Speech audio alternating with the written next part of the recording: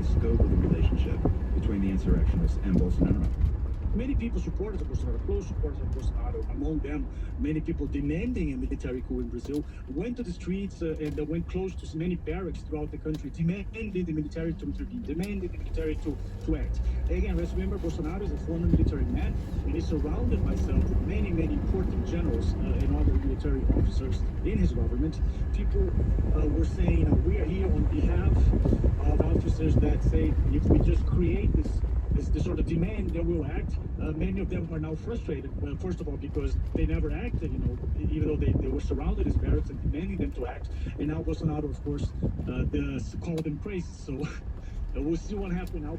Some people are feeling betrayed. Of course, many people continue to support Bolsonaro and sort of the wide conservative, reactionary, authoritarian movement in Brazil, which is called Bolsonarismo. And how widespread is that support today in Brazil? Conservative forces are very, very strong in Brazil. It's a moment when Brazil has a widespread sense of, conservative ideas on the rise and sustained support. So it's not necessarily all that people feel themselves at this point, as supporters of Bolsonaro himself, as supporters of many of the positions that his government has presented to the country in the last few years. I mean, if it is 30% support for Bolsonaro, is that a surprisingly high number for a former president charged with staging a coup? It's a concerning number, not necessarily surprising, because Bolsonaro was elected in 2018 with wide margins and only lost very close to Lula in 2022, a few percentage points. Do most Brazilians have faith in their judicial system? Traditionally, yes. The judiciary in Brazil, judicial branch, remember that it's a very conservative, traditional, I would even say elitist institution, not necessarily sharing progressive ideas or with social progressive, positions, legal positions. But there's a wide, sense that they're not, most of them, besides the Supreme Court, are not politically appointed. They are all...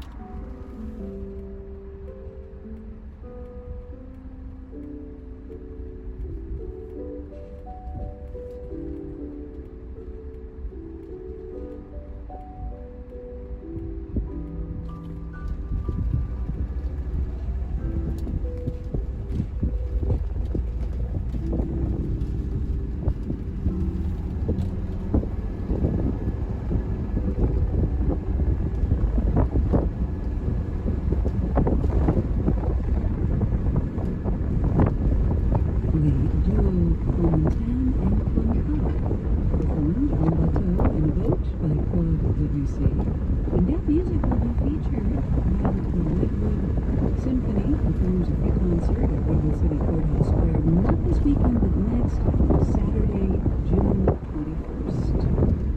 Maurice Andre was one of the first people in the 20th century to revive interest in Baroque trumpet concertos, and he recorded just about every one of them, including this one by Giuseppe Tartini, Trumpet Concerto in D major.